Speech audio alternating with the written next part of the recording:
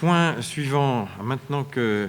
alors, c'est vrai que le point précédent nous avait déjà emmené sur le paramétrage du nouveau logiciel de compta. Donc, après avoir apuré un certain nombre de choses sur la comptabilité 2020, on va se tourner vers 2021. Donc, dernier conseil de l'année, traditionnellement, nous approuvons nos tarifs valables à compter du 1er. Voilà. Alors, il y a une délibération sur table. Voilà, parce qu'il y a eu des petites erreurs qui ont été identifiées depuis notre commission. Exactement. Donc, vous avez sur table le bon tableau avec les erreurs corrigées. Et même une qu'on va être obligé de corriger ce soir, je suis désolée, j'en ai vu une autre en arrivant. Il vaut mieux les corriger en séance. Exactement. Après, c'est trop tard. Et voilà, et mea culpa, c'est vrai que je me suis approprié ce tableau qui a plein de formules de calcul dans tous les sens. J'ai donc retravaillé tout ça. Le but, c'était comme chaque année d'augmenter de 2% les tarifs des services municipaux, à l'exception donc de la médiathèque, puisque l'on a voté des nouveaux tarifs pour la médiathèque récemment. Le but de cette augmentation de 2%, c'est de pouvoir lier notre augmentation des tarifs à l'augmentation des charges que cela représente, donc la masse salariale, les frais de fonctionnement, pour qu'il y ait une cohérence, notamment sur tout ce qui est service enfance, entre le coût et les recettes engendrées par les services. Alors, juste pour vous indiquer ce qui a juste bougé, c'est que sur les tarifs de la médiathèque, il y avait eu une erreur dans le calcul, et du coup, pour les hors communes, on avait même projeté les tarifs 2022. Donc on est revenu un petit peu en arrière. Vous avez bien mis l'augmentation de 2021 uniquement, qui correspond au bon tarif. Et également sur les tarifs moins de 18 ans, on a décidé donc au Conseil cet été de mettre une gratuité. Et dans le tableau en commission, il était resté un tarif pour les moins de 18 ans hors commune, ce qui était contre la délibération. Donc nous avons modifié ça également. Et enfin, dans tout ce qui est supplément hors commune, dans tous les services accueil de loisirs, l'accueil de loisirs, les journées PAI, la cantine, le cabanon, tout cela n'avait pas été modifié. Il n'y avait pas eu l'augmentation. Donc proportionnellement, ils n'avaient pas l'augmentation alors que ceux de la commune avaient l'augmentation. Donc ça a été également mis à jour à 2% comme prévu. Voilà, et puis alors la petite correction à faire ce soir, elle est sur le bocal hors commune. Alors le bocal, c'est le chapitre 8. Voilà. Le bocal hors commune, vous voyez que le tarif de 2020 est resté à 173, alors qu'il évolue à 177 dans la commune et également à 177 en hors commune. Voilà. D'accord. Donc c'est ce petit chiffre à changer. Ok, c'est bon, Audrey ? Y a-t-il des questions ? Une intervention, Monsieur Charpentier. Allô ? Oui, c'est bon. Ça marche. Oui, nous souhaiterions effectivement que cette augmentation annuelle soit exceptionnellement gelée au vu de la situation particulière que nous traversons. En effet, nous pensons qu'une augmentation qui impactera un peu plus le budget des familles et des associations dans un contexte déjà compliqué, pour beaucoup, serait malvenue et peut-être mal perçue par les bosséens. Une augmentation est rarement accueillie avec des applaudissements, mais j'ai besoin que vous m'en disiez plus, parce que si nous gelons ces tarifs, nous n'allons pas geler les salaires de nos agents, ni les produits que nous achetons pour la cantine, par exemple. Comment allons-nous équilibrer notre budget ? C'est la question quand même qui se pose. Bien sûr, mais on ne demande pas forcément de l'annuler, en tout cas de la geler. Oui, mais donc il y aura 2% de moins de recettes sur l'ensemble des tarifs. Je n'ai pas le chiffre exact de ce que nous rapporte l'ensemble de nos services sur une année, je ne l'ai plus en tête, mais vous ajouterez 2%, ça représente une somme. Il faut l'équilibrer. Donc il faudra faire des économies ailleurs. Voilà, mais moi ce qui m'intéresse, c'est d'entendre vos propositions. Il faut aller jusqu'au bout de la démarche. Faire des économies ailleurs. Ouais, mais ce n'est pas suffisant. C'est flou, c'est vague. En tout cas, c'est ce que nous pensons aujourd'hui. J'entends bien. On pourrait effectivement envisager de la remettre sur le budget 2021, mais peut-être en milieu d'année. Oui, mais il faut bien nous dire ce que vous voulez supprimer. Parce que des économies, c'est des suppressions.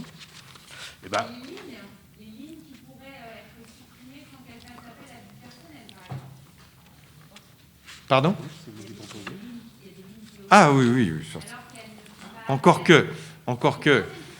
Oui, encore que, parce que la location de salles ou de matériel, on peut se dire il n'y a pas de personnel, mais il faut quand même nettoyer nos salles. Donc il y a quand même un petit peu de personnel.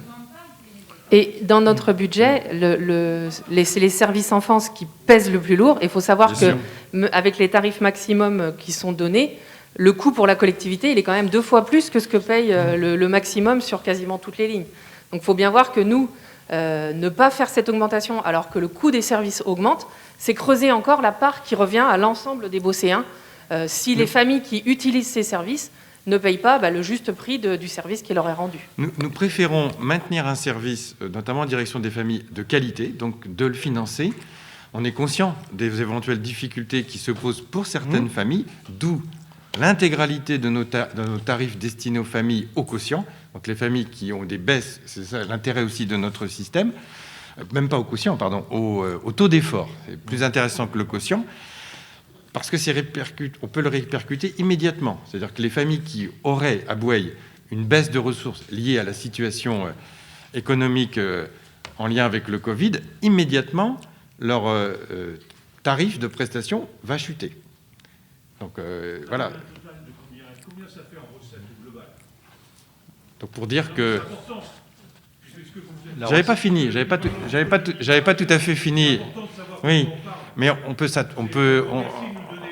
s'exprimer l'un après l'autre. J'avais pas tout à fait terminé dans ma réponse à Monsieur Charpentier. Donc voilà, ça veut dire que la situation des familles bosséennes qui sont impactées, heureusement toutes ne le sont pas, donc il n'y a aucune raison que celles qui ne sont pas impactées ne participent pas à l'effort des recettes. Celles qui sont impactées verront les services, en tous les cas pour les familles, s'adapter, puisque nous sommes sur un taux d'effort. Leurs recettes baissant, leur tarif sera diminué. Donc il y a une certaine justice sociale que nous avions introduite, qui ne nécessite pas de... Il y a un petit côté forcément toujours un peu... Ça peut faire plaisir de dire on n'augmente pas, mais là, ça ne nous paraît pas aujourd'hui judicieux. Alors sur la question de M. Épervier, l'ensemble des recettes de nos services, là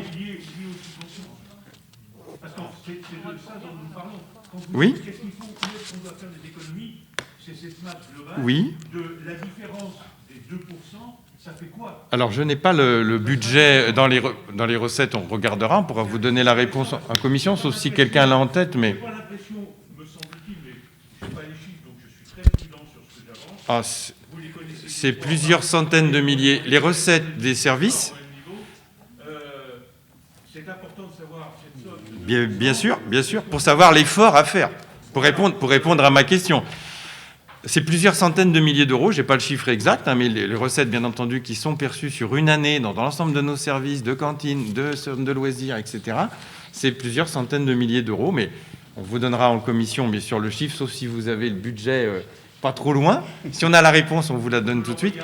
Donc après, on pourra appliquer 2% sur cette somme pour voir quel est effectivement l'effort. Mais c'est 2% tous les ans, parce que le raisonnement, on peut le faire tous les ans. Et nous, on a souhaité, vous savez que ça fait 12 ans que nous n'augmentons pas les taux d'imposition.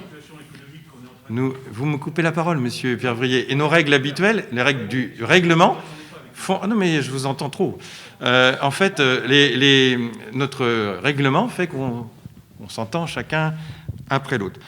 Donc, je vous disais que si nous n'avons pas augmenté depuis 12 ans nos taux d'imposition, ça, c'est un véritable aussi effort qui est mené par une bonne gestion de la collectivité.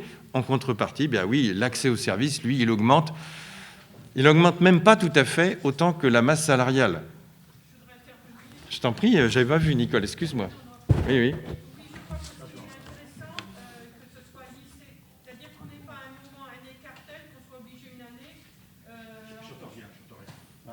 Excusez-moi. C'est important que ce soit listé. Il ne faut pas qu'une année, on soit obligé d'augmenter de 4%, de 5%, qu'il y ait de telles différences. Très dur, bien sûr. Il y a toujours la volonté, justement, de lisser et que ce soit une augmentation régulière. Et, vous avez trouvé? Voilà, pour que ce soit plus juste et qu'il n'y ait pas des gros écarts. Vous avez terminé, madame? Monsieur Garot, vous voulez reprendre la parole derrière? Non, je vous en prie, monsieur Épervier. Je vous remercie. Non, ce que je disais...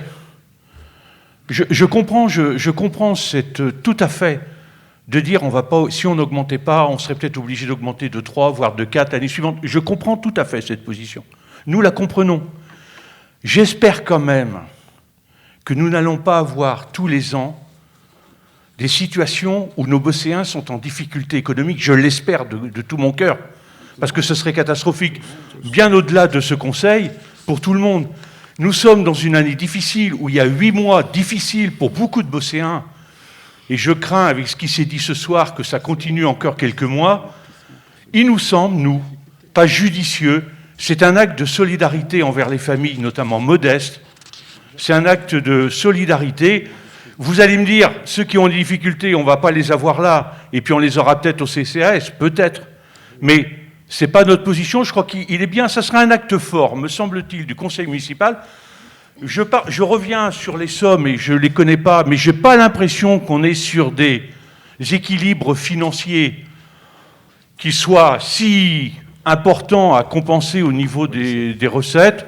Donc voilà, c'est notre position. Maintenant, je comprends la vôtre, vous voulez conserver cette augmentation régulière, on en prend acte, hein, c'est bon. Hein. Tout à fait. On ne va pas en faire un... Tout à fait, ben, merci. Parce qu'effectivement, voilà, je le disais, loin de nous l'idée de nier le fait que pour certaines familles, la situation est ou va devenir difficile, on en tient compte, parce que leur tarif va baisser automatiquement, et puis qu'effectivement, s'il y a des situations vraiment dramatiques, le CCAS interviendra, mais il n'y a aucune raison d'aider les familles pour lesquelles la situation n'a pas changé. Heureusement, il y a quand même des situations qui sont moins périlleuses, qui n'ont pas été trop impactées. Donc, après ces échanges, eh bien, je mets aux voix qui s'abstient, qui vote contre et qui vote pour.